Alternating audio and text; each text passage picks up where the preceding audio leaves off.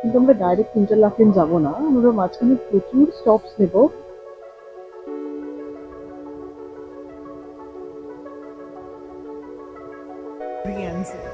তো এটা হচ্ছে লেক ভিয়ান।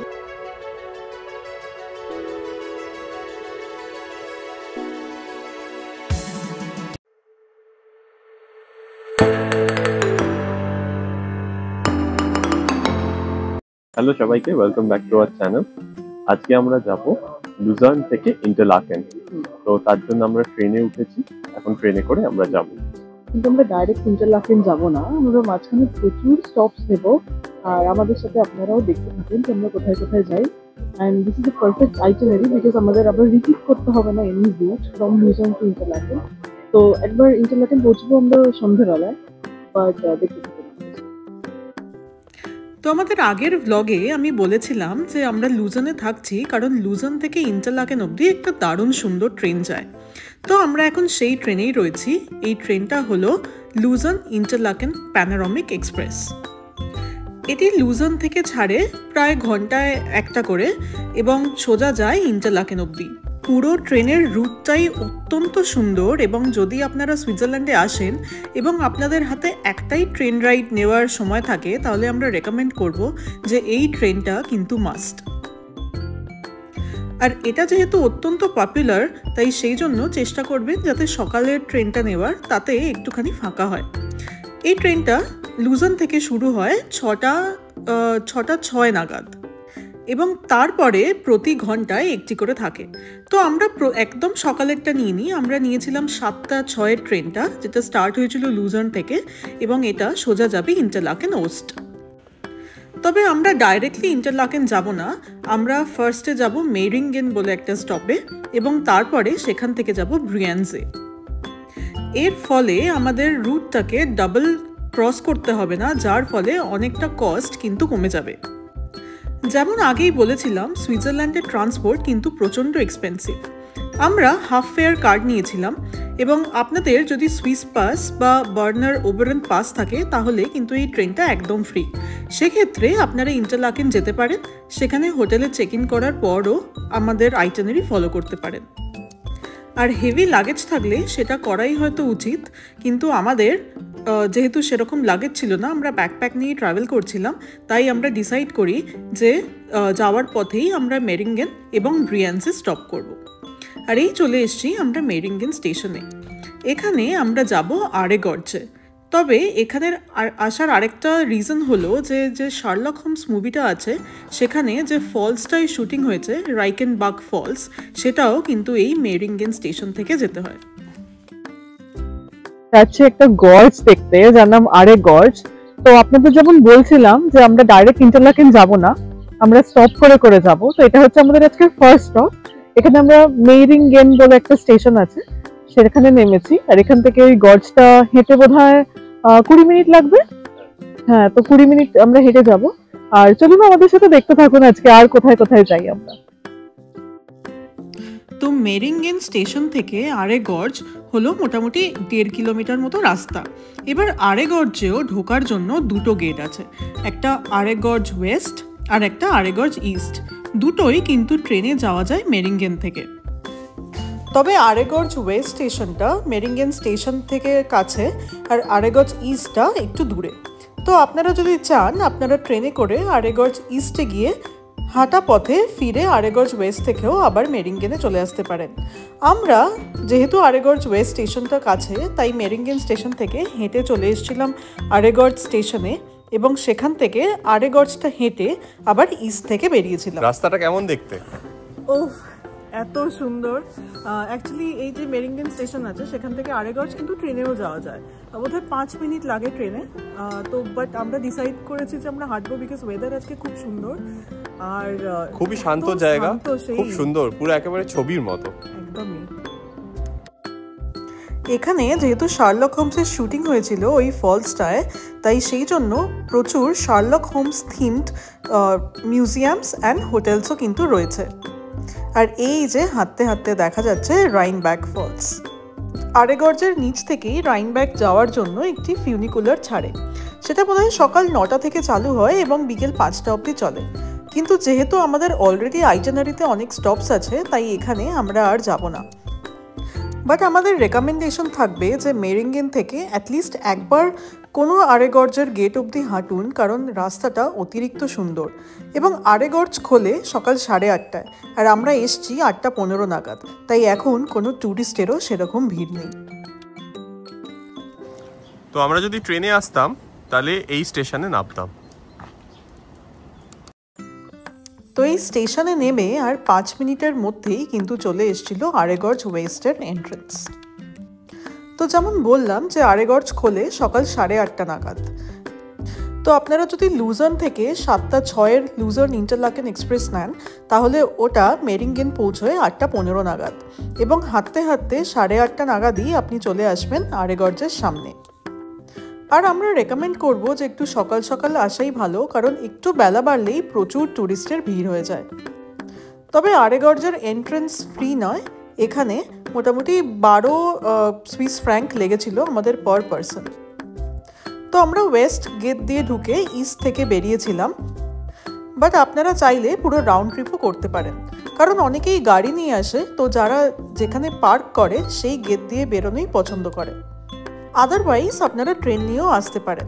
ধরুন ওয়েস্ট থেকে ঢুকে ইস্ট অবধি হেঁটে ইস্টের ট্রেন নিয়ে ওয়েস্ট স্টেশনেও নেমে যেতে পারেন। গর্জ মানে বোঝানো হয় যে একটি গভীরভাবে কাটা উপত্যকা, সাধারণত যেটা নদী বা কোনো জলের প্রবাহে তৈরি হয়। তো এইখানে যে আরে নদী বইছে সেটাই অনেক বছর ধরে এই পাহাড়ের মধ্যে চলতে চলতে এই পাহাড়টিকে গভীরভাবে কেটে দিয়েছে।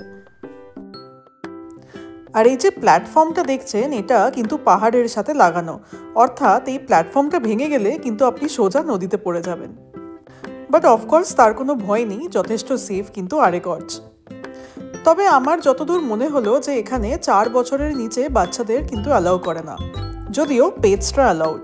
অনেককে দেখলাম যে তাদের কুকুর বা পোষা বেড়াল নিয়ে এখানে এসছেন হাঁটতে। সামারে বা উইন্টারে এখানে কিন্তু আলোও জ্বলে। তো এখানে একটি গেট আছে ঠিক মাঝখানে, যেখানে লেখা ছিল যে এই অবধি আরেগর্জ পুরো রাত্রিবেলা আলো দিয়ে সাজানো থাকে, তারপরে আর যেতে দেয় না, কিন্তু সেই অবধি আপনারা রাত্রিবেলাতে এসেও দেখতে পারেন। তো এই পুরো আরেগর্জটা আমাদের ওয়েস্ট থেকে ইস্ট অবধি হাঁটতে লেগেছিল 1 ঘন্টা মতন। আমরা একদম খোলার সময়তেই এসছিলাম, সকাল 8:30টার সময় খোলে, কিন্তু তাও বেশ কিছুজন ছিল এখানে। তো আবার আমরা রেকমেন্ড করব যে আপনারা যদি আসেন তাহলে ট্রাই করবেন যে একদম খোলার টাইমেই চলে আসুন, যাতে এই ভিড়টাকে অ্যাভয়েড করা যায়। আর আমরা যেদিন গেছিলাম সেদিন ওয়েদার কিন্তু খুব একটা খারাপ ছিল না। এই যে জলগুলো পড়ছে এগুলো কিন্তু ওই ঝর্ণার জল পড়ছে, কোনো বৃষ্টি হচ্ছিল না বাইরে। তবে যখন যাবেন একটি রেনকোট বা ওয়াটারপ্রুফ জ্যাকেট নিয়ে যাবেন, কারণ ভেতরটা যথেষ্ট ঠান্ডা হয়ে যায় এবং এই যে জলগুলো পড়ছে সেগুলো কিন্তু বেশ ভিজিয়ে দেয়। আর সাথে ভালো জুতো পরা কিন্তু অত্যন্ত নেসেসারি, কারণ এই যে রাস্তাটা জল পড়ে পড়ে প্রচণ্ড স্লিপারি হয়ে গেছে।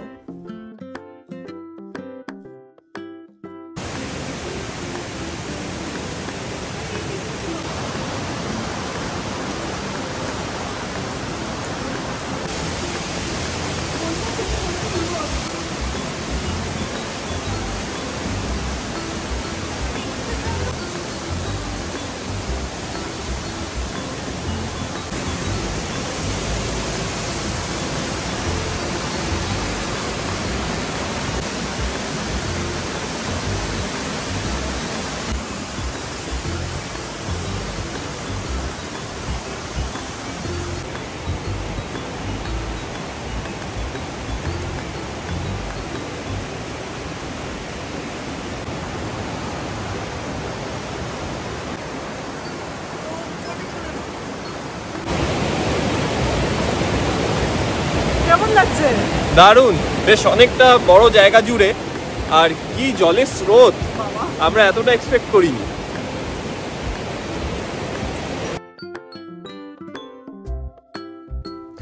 তো এই সিঁড়িটা দেখলেই আপনারা বুঝে যাবেন যে প্রায় চলে এসছেন আরেগর্জ ইস্টের কাছে। আর আরেগর্জ ইস্ট থেকে বেরিয়ে যে ট্রেন স্টেশনটা আছে সেটা মোটামুটি 5 মিনিটস, কিন্তু যেতে হয় একটু ডাউন হিলে। খুব ক্লিয়ারলি কিন্তু সাইন্স দেওয়া ছিল।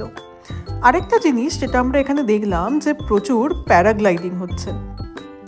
সুইজারল্যান্ডে এসে প্যারাগ্লাইডিং করা কিন্তু অনেকের বাকেট লিস্টে থাকে, কারণ এমন সুন্দর জায়গা বোধহয় আর কোথাওই দেখা যায় না।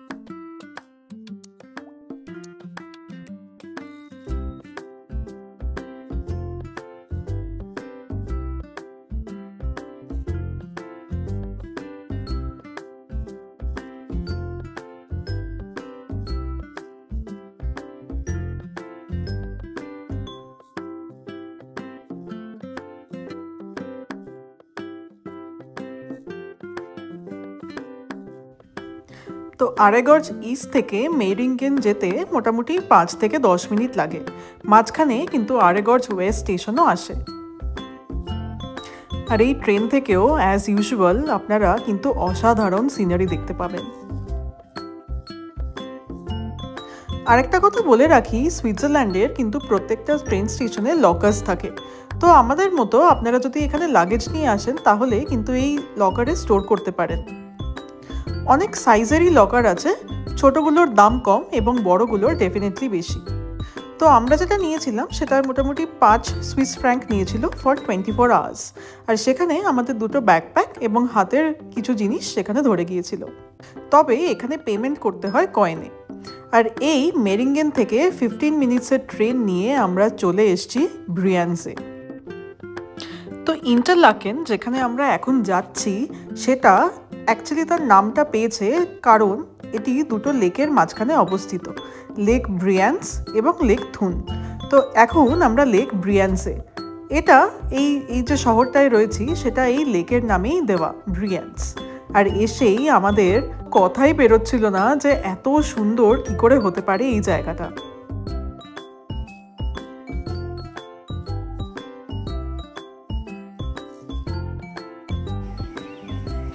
তো আমরা যে মেরিঙ্গেন স্টেশনে ছিলাম সেখান থেকে ট্রেন ধরে আবার চলে এসেছি আমরা ব্রিয়ান্সে। তো এটা হচ্ছে লেক ব্রিয়ান্স। আর এটা কিন্তু কোনো ইনস্টাগ্রাম ফিল্টার বা কোনো ফিল্টার লাগানো নয়, এটা ন্যাচারাল কালার এই লেকটার। মানে আমরা তো দেখে মানে আমাদের কথা আমি জানি না কিভাবে ডেসক্রাইব করতে হয়। একদম খুব সুন্দর। পিছনে আবার পাহাড় দেখা যাচ্ছে, বরফের চূড়াওয়ালা পাহাড়।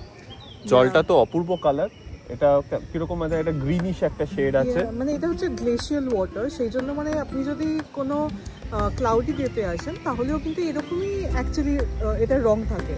বাট ফর্চুনেটলি আমাদের মানে আজকের দিনটা এত ক্লিয়ার হয়ে গেছে। সকালে কিন্তু প্রচণ্ড মেঘ ছিল, ইনফ্যাক্ট আমরা যখন বেরিয়েছি লুজন থেকে তখন কিন্তু বেশ বৃষ্টি পড়ছিল।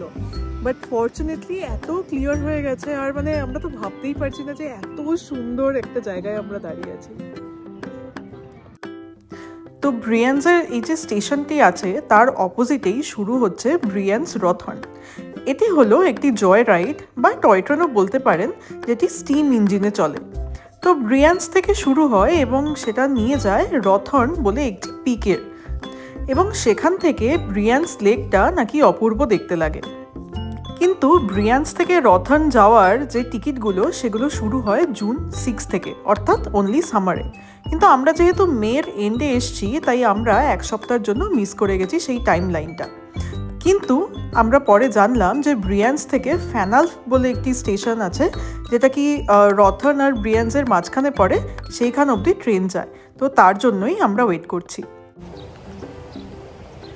তো এখন আমরা ব্রিয়ান্স যে শহরটা সেটা একটু এক্সপ্লোর করছি। তারপরে আমাদের একটা ট্রেন আছে এখানে, একটা মানে জয় রাইড বলা যায় সেরকম, ব্রিয়ান্স রথন বলে। আমাদের দুটো অ্যাকচুয়ালি টাইমিং আছে। তো এখন বাজে হচ্ছে 11:45 মতো। তো এখানে একটা নতুন জিনিস আমরা জানতে পারলাম যে এখানে না ট্রেনের স্টেশনে সব লকার থাকে। তো আপনারা যখনই আসবেন ওখানে লাগেজ পুট করতে পারবেন। বাট আমাদের কাছে কয়েন ছিল না বলে এখানে যে ট্যুরিস্ট ইনফরমেশন সেন্টার সেখানে গিয়ে আমরা জিজ্ঞেস করলাম যে কয়েন পাওয়া যাবে কিনা। তো ওরা বললো যে ওখানে ওরা নাকি ফ্রিতে লাগেজ রাখে। তো আমরা তো এমনি হেভি লাগেজ নিয়ে ট্রাভেল করছিও না, আমরা ব্যাকপ্যাক ট্রিপে এসেছি। বাট আমাদের হাতে যা ছিল সেখানে আমরা ওরা ফ্রিতেই রাখলো, আরো কনভিনিয়েন্ট হয়ে গেল, আরো কনভিনিয়েন্ট হয়ে গেল। অ্যান্ড এখন আমরা ব্রিয়ান শহরটা একটু ঘুরে দেখছি। একটা ঘুরতে ঘুরতে একটা ভিউ পয়েন্ট পেয়েছি যেখান থেকে লিটারালি মানে অসাধারণ দেখতে লাগছে পুরো ব্রিয়ান্স লেকটা। তো আমরা আরো 1-2 ঘন্টার মতো এক্সপ্লোর করে আমরা ব্রিয়ান্সে রওনা হলাম।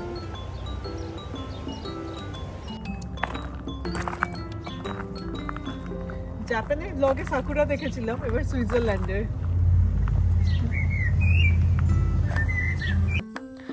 জুন 6 থেকে তো ব্রিয়ান্স থেকে রথার্নের টিকিট খোলে, আর এই যে ব্রিয়ান্স ফানালফ যে টিকিটটা সেই টিকিটটা খোলে মে 25 থেকে। আমরা জাস্ট 3-4 দিনের জন্যই এইটা চড়তে পারবো। তবে বলে রাখি ব্রিয়ান্স রথর্ন কিন্তু ভীষণ ফেমাস, আর যার জন্য প্রচণ্ড ভিড় হয়।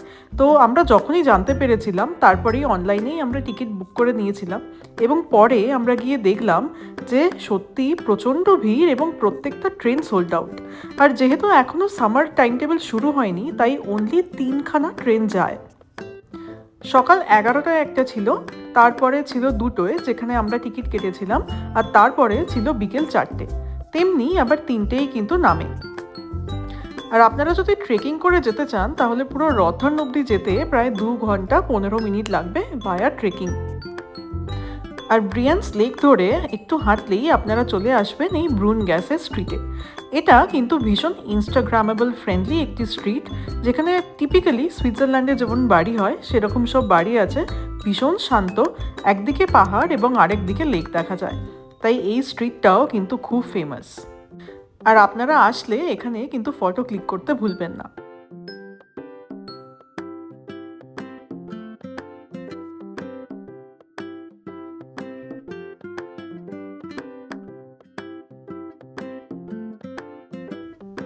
তো আমাদের যেহেতু 2টোই টাইম ছিল ব্রিয়ান্স রথার্নে, আমরা 1:30টার সময় এখানে লাইন দিতে এসেছিলাম, কিন্তু এসে দেখি যে প্রায় টিকিটের জন্য মারপিট চলছে, আর ওখানে সোল্ড আউট বোর্ডও ছিল। কিন্তু যেহেতু আমাদের টিকিট কাটা ছিল তাই আমরা যে বোর্ডিং পয়েন্ট সেখানে ডাইরেক্টলি পৌঁছে গিয়েছিলাম। এই ব্রিয়ান্স রথর্ন কিন্তু স্টিম ইঞ্জিনে চলে, আর এই ওঠার সময় স্টিম ইঞ্জিনটা থাকে পিছন দিকে, তাই চেষ্টা করবেন একটু সামনের দিকে বসার, কারণ যেহেতু এটি স্টিম ইঞ্জিন তাই প্রচণ্ড আওয়াজ হয় এবং ধোঁয়া ওঠে, তাই পিছন দিকে বসলে সেই ধোঁয়া কিন্তু খুব বদার করতে পারে। আর ওপরে যাওয়ার সময় বাঁ দিকে বসলে সবচেয়ে ভালো ভিউজ পাওয়া যায়, এবং নামার সময় ডান দিকে বসলে সবচেয়ে ভালো ভিউজ পাবেন। তো ব্রিয়ান্স থেকে ফানালফ অবধি যেতে লেগেছিল 1/2 আওয়ার। 2টোই ছেড়েছিল, আর ঠিক 2:30টায় আমরা চলে গেছিলাম ফানালফ অবধি। বাই দ্য ওয়ে, এই যে ট্রেনটি সেটা যদি আপনারা আপনাদের বার্থডের দিন চড়েন তাহলে কিন্তু সম্পূর্ণ ফ্রিতে।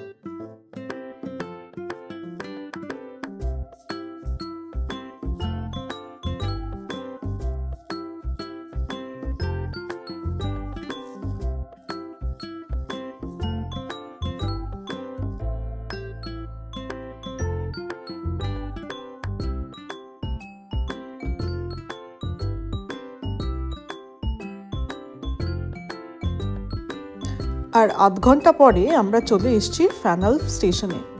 এখানেও কিন্তু অনেক হাইকিং রুটস আছে এবং আপনারা চাইলে এখানে একটু এক্সপ্লোর করতেই পারেন, কিন্তু আমাদের হাতে যেহেতু টাইম নেই, আর যেরকম বললাম যে মাত্র 3টে থেকে 4টেই ট্রেন নিচে নামে, তো নেক্সট ট্রেনটা ছিল 2:50-এ, তাই আমরা সেরকম এক্সপ্লোর করিনি, একটুখানি ফটো স্টপ নিয়েই আবার উঠে পড়েছিলাম যাতে বেস্ট সিটটা পাই। আর এই ট্রেনটা মিস করলে আমাদের ধরতে হতো পরের ট্রেনটা, যেটা ছিল প্রায় 4:50-এ, তো 2 ঘন্টার জন্য আমরা পিছিয়ে যেতাম। আর আপনারা যদি সামারে আসেন, যখন ট্রেনটা পুরো রথর্ন অবধি যায়, সেখান থেকে কিন্তু আরও সুন্দর ভিউ পাওয়া যায়, এবং অফকোর্স তখন ফ্রিকোয়েন্সিও ভালো থাকে, তাই সেখানে খানিকক্ষণ টাইম প্ল্যানও করা যায়। ওপরে রথর্নে শুনেছি আর একটি ক্যাফেও আছে, যেখানে আপনারা চাইলে কিছু টাইম স্পেন্ডও করতে পারেন। এখন এখান থেকে অসাধারণ ভিউ দেখা যাচ্ছে, কারণ ওয়েদার ভীষণ ক্লিয়ার ছিল। অনেক সময় কিন্তু ওয়েদার ক্লিয়ার নাও থাকতে পারে, সেক্ষেত্রে ওপরে গিয়ে শুধুই মেঘ দেখা যায়। বাট পাহাড়ের ওয়েদার এতটাই আনপ্রেডিক্টেবল যে আগে থেকে কিছু প্ল্যান করাও কিন্তু খুব একটা লাভ হয় না। কারণ আজকে যে আমরা এসছি, আমরা যখন সকালবেলা বেরিয়েছিলাম তখনও কিন্তু দেখাচ্ছিল যে ব্রিয়ান্সে প্রচণ্ড মেঘলা হবে, ইনফ্যাক্ট বৃষ্টিরও প্রেডিকশন ছিল। কিন্তু আমরা যতক্ষণে ব্রিয়ান্সে পৌঁছলাম ততক্ষণে কিন্তু পুরো ক্লিয়ার হয়ে গেছে। অল্প মেঘ ছিল কিন্তু তাতে ভিউইংয়ে কোনো সমস্যা হচ্ছিল না।